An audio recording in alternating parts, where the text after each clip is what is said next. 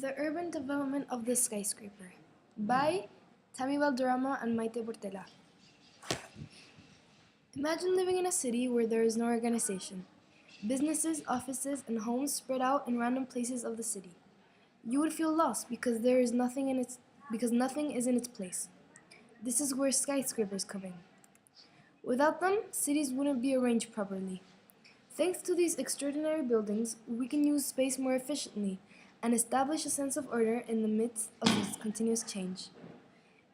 In March 17, 1930, Al Smith symbolically started the project of the Empire State Building, where we stopped growing outwards and started growing to the sky. This change took place in Manhattan, New York. The city of New York was overpopulating with dreamers, and this was becoming a major problem. New York had a limited amount of space, and people kept on coming in. Al Smith realized that overpopulation could cause massive destruction in New York. If nothing was done about it, the city would collapse. This is when Smith became aware that the city couldn't keep on spreading outwards. There needed to be a change. This change was spreading in the upward direction. The city was constantly reinventing itself in broader and bolder forms. New York needed a change, and this was reinventing the city skyward. Al Smith was all about creativity, culture, and accomplishments. This is where the Empire State came along, its primary link being to the current culture, which exploded during the Jazz Age. The Jazz Age was all about style, recreation, music, celebration, art, and dancing. Like all things, Al Smith and his partners encountered a series of problems. But the biggest dilemma they encountered was how the people who would later work in the buildings would walk up the stairs if their office was on the 50th floor. E. Gravis Otis invented an elevator that would move people or objects from a higher or lower location to another. This way, they wouldn't get tired of walking all the stairs and would get to their offices faster.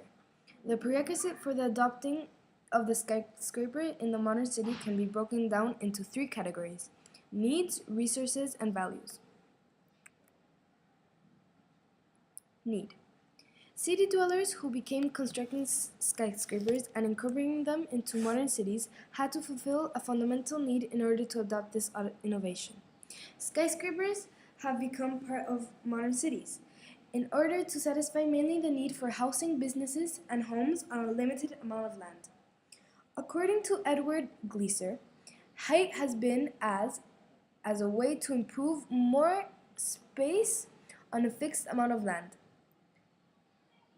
Also, according to Douglas Gurney, the city that doesn't build up must build out, sucking up resources, lengthening commutes, and putting pressure on undeveloped land. As time passes, each year we have been using more land. Thus, each time have been more urban sprawl. Urban sprawl is when rapid, poorly planned development happens from an urban area into a rural area. One question comes to mind: how can we move offices for businesses if we only have an X amount of land? Skyscrapers have helped us solve this problem. With skyscrapers, we have stopped growing outwards and started growing upwards to the sky. These massive buildings permit us, instead of using more units of land, use more units of air, so that we don't destroy any wildlife habitats or farmland. Since we aren't using as much land and less air pollution and traffic jams, since in these buildings we will be able to combine housing and business. Resource.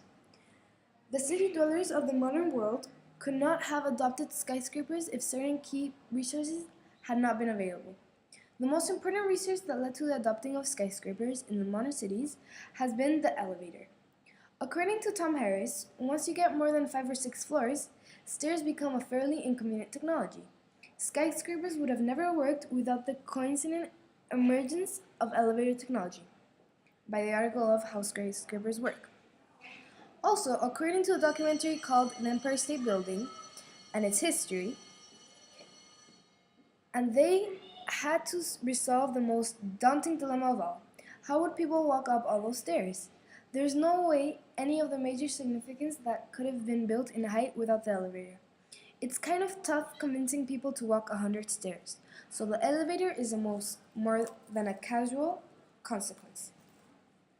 Along with all of these structural construction that the Empire State Building needed, they had to create a way of transportation for these skyscrapers, because not many people would be willing to walk up 100 stairs. Without the elevators, skyscrapers would have no use. There is no significance in building a skyscraper that is 100 stories high if there is no elevator, because people would get tired after the 7th floor. Also, people need to carry their belongings and heavy objects, so this innovation wouldn't have succeeded if it wasn't for the elevator.